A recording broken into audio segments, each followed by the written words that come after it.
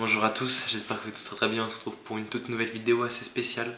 On va débriefer rapidement l'interview donnée par Cristiano Ronaldo à Morgan Pierce pour la chaîne Talk TV, l'interview exclusive. On va juste parler un petit peu de ce qui s'est dit dans cette interview. Et voilà, donc on va commencer sans plus tarder. Il commence directement cette interview par dire je veux dire quelque chose, je suis là pour dire quelque chose. Il est temps de dire les choses. Il commence également par remercier les fans de football qui dit voilà c'est essentiel dans le foot, tout ça. Et puis on attaque directement l'interview. Il avoue qu'il était très proche de rejoindre Manchester City à l'été 2021. Et d'ailleurs il avait trouvé un accord, tout ça. Ça s'est joué à quelques jours jusqu'à ce que Alex Ferguson l'appelle et lui dise c'est hors de question que tu ailles à Manchester City. Et il le dit en fait, pourquoi est-ce que j'avais pas pris Manchester United? Parce que au moment où il voulait partir de la Juventus, Manchester United ne s'était pas du tout manifesté pour ça. Donc voilà. Et puis après il parle un petit peu de l'engouement autour de sa venue, un nombre record de maillots vendus dans les premières heures, je crois les 24 premières heures.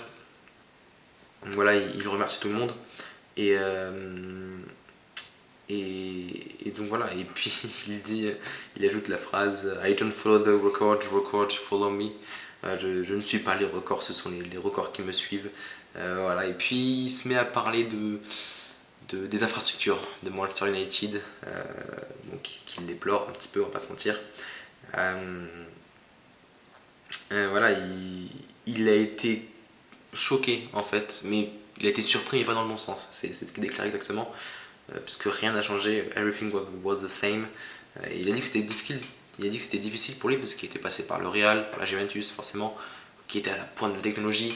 Là, Manchester United, rien, et pourtant il dit, parce qu'il y a eu Sancho, il y a eu Varane qui étaient là, enfin, des grands joueurs qui ont été transférés. Et il est assez choqué du fait qu'il ne soit pas à la pointe. Et on parle pour tout ce qui est recovery, donc l'après-match, quoi. Je dirais ravitaillement, mais non, j'ai plus le mot. Voilà, vous m'avez compris. Il dit Manchester United n'a pas du tout progressé. Ils sont derrière tout le monde, et ce qui peut expliquer également leurs difficultés actuelles. No evolution since Alex Ferguson left. Et puis donc voilà, c'est le constat en gros qu'il fait, et il est très déçu de ça justement. Il parle ensuite un petit peu de Ralph Rangnick qui dit, il dit clairement ce n'est pas un coach, ce n'est pas un coach en tout cas pour Manchester United. Il dit avoir été entraîné par des Zidane, des Ancelotti, tout ce que vous voulez, Ferguson, Allegri, qui reconnaît eux être des grands coachs. Il n'est pas d'accord avec la physionomie du foot qu'a Ralph Rangnick. Et puis deuxième chose, il dit c'est un directeur sportif, il n'a rien à faire en tant qu'entraîneur sur le banc de United. Il dit moi je l'appelais boss, mais parce que c'était sa fonction.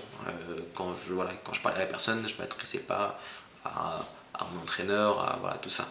Donc c'est quand même assez spécial quand même, et puis il revient également sur Ole Gunnar Solskjaer,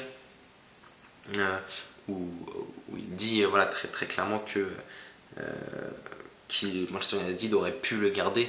Il dit si on lui avait laissé plus de temps, mais il faisait un bon boulot. En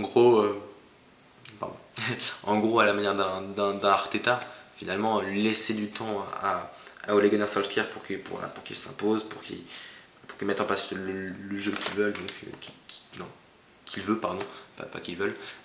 Donc c'est ce que Ronaldo pensait de tout ça. Il parle aussi des jeunes joueurs. Il dit que la mentalité est complètement différente. Pourquoi? Avec les nouvelles technologies, le fait qu'on est tout de suite, etc. Et il fait une remarque qui moi me paraît très pertinente, où il dit que presque personne de la génération de footballeurs qui arrive ne sera au top niveau comme l'est un Messi, comme l'est un Ronaldo, comme à 37, 38, 39 ans. C'est ce qu'il dit. Voilà, parce que voilà, ils sont pas assez professionnels, pas assez sérieux avec tout ce qui les entoure. Voilà, quand Morgan Pierce lui demande qu'est-ce qui vous impressionne le mieux, euh, qui est-ce qui vous impressionne le plus dans cette jeune génération, il dit pas forcément de nom, hein, mais enfin, il finit par dire Diogo Dalot, son coéquipier, son camarade au Portugal.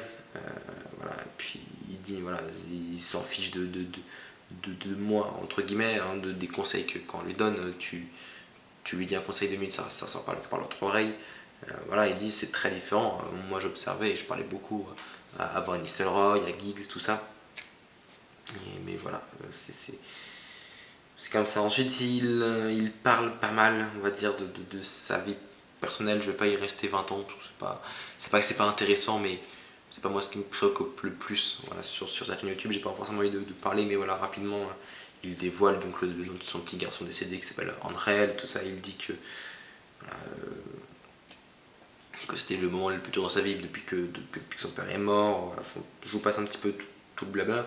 On va parler donc des hommages qui ont été rendus donc suite à ça. Il a dit ne jamais avoir pensé à telle chose, voilà, cette 7ème minute face à Liverpool. Il remercie encore les fans de football. Voilà. Il a même reçu une lettre de la famille royale, parce qu'il a beaucoup touché, il a beaucoup surpris. Et c'est en partie pour ça qu'il a fait un vrai texte, on va dire, pour le décès de la reine. C'est le mois dernier, il y a 2 mois, le temps passe tellement vite. Donc voilà. Voilà, donc pareil, il parle de ses enfants, s'il en veut plus avec Jordan, bon, c'est pas hyper intéressant, on va arriver sur la fin. Il parle rapidement d'Eric Ten Hag, il reconnaît le job qu'il a fait à l'Ajax. Je pense que la deuxième partie de l'interview là-dessus arrivera plus après. Il parle beaucoup des critiques dans ces dernières parties. Il dit ne pas avoir tout compris de ses critiques. Il pense que ces critiques est fait pour se retrouver à la première page, tout ça, voilà. Et puis pour lui, c'est pas forcément un problème dans le sens où il ne lit pas beaucoup les critiques, puisqu'il aime pas lire. Voilà, tout simplement, ça va plus vite. Et puis il dit le problème, c'est que les médias ne disent pas la vérité. 99% des médias ne disent pas la vérité. Donc bon. Voilà, et puis on parle. Morgan Pierce qui parle un petit peu de sa puissance sur les réseaux avec presque un demi-milliard d'abonnés sur Insta. Nous on en est très loin, donc abonnez-vous d'ailleurs, n'hésitez pas. Donc voilà, il dit voilà, c'est qu'il y a un truc avec les gens, c'est que les gens m'aiment. Il dit j'ai réussi à créer un lien en fait avec les gens et ça tant mieux. Voilà. Et puis voilà, je avance avec les gens qui m'aiment, je vais pas passer ma vie avec des gens qui m'aiment pas et qui me critiquent. Voilà. Après il parle de Wayne Rooney, il dit juste qu'il comprend pas, notamment de son ex-coéquipier avec qui voilà, il a partagé beaucoup de choses, il comprend pas en fait, il dit voilà, je pense que c'est la jalousie, parce qu'il faut quand même rappeler que Ronaldo et Rooney ont le même âge, je crois, 1 an de différence, je ne sais pas à l'avantage de qui, mais voilà, juste pour un message, vous mettez Rooney ici, Ronaldo ici, voilà, il n'y a pas beaucoup de débats possibles là-dessus, donc voilà. Voilà, pour se tirer une ville où il dit bah, un petit peu les bases, hein, c'est facile de critiquer, mais bon, quand tu connais pas tout, en gros tu la fermes quoi. Voilà. Et puis voilà, il parle également de Roy Keane, son ancien coéquipier donc à Manchester United, et qui dit c'est génial, c'est mon ancien voisin, il fait partie de mon aventure footballistique. Il dit voilà, il me pousse tout le temps vers le bon, il me passe voilà, c'est un petit peu comme sa deuxième famille finalement. Et puis voilà, et puis il dit avoir été déçu par les collègues voilà, par ses anciens coéquipiers qui l'ont beaucoup critiqué. Et puis voilà, il parle aussi beaucoup de l'importance de sa famille et de l'équilibre que ça lui donne. Pareil, je ne vais pas revenir beaucoup sur le sujet perso, je vous laisse aller regarder l'interview pour ça, elle est disponible sur YouTube. Voilà, vous tapez Morgan Pierce, Unsung Storage et vous l'aurez. Donc voilà, écoutez, c'est tout pour cette vidéo. Déjà, en tout cas moi ce que j'ai ressenti, c'est déjà beaucoup. J'ai l'impression, pour avoir vu pas mal de trucs de Ronaldo, etc., j'ai senti vraiment concerné déjà par le sujet, enfin on sentait que voilà, là maintenant il a posé des choses. La deuxième partie sortira demain à 21h. Je pense que c'est là où il y a le plus de choses à apprendre. Mais voilà. Moi j'ai vraiment senti un Ronaldo qui a envie de dire des choses, qui a envie de se lâcher. Et vraiment je le comprends parce que je pense que quand on se fait beaucoup critiquer, même moi en vrai j'avoue que dans une de mes premières vidéos sur Manchester United, je l'avais un petit peu trop malheureusement. Voilà.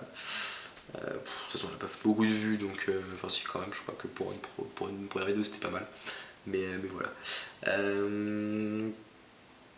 En tout cas, merci d'avoir suivi cette vidéo, j'espère qu'elle vous a plu, c'était rapide. J'ai pas mal de travail là du coup pour la chaîne à faire, j'ai un montage sur le Maroc. Je sais pas pourquoi ma vidéo sur la Croatie ne s'est pas enregistrée, donc il faut que je la retourne demain. Ça va être très marrant, il faut que je finisse également l'écriture du Brésil et de la Serbie pour également tourner demain. Beaucoup de travail, donc je passe une bonne petite nuit. Écoutez, en attendant, abonnez-vous, likez, partagez cette vidéo si elle vous aura plu. Moi je vous dis à la prochaine, prenez soin de vous et de vos proches, c'était Marc.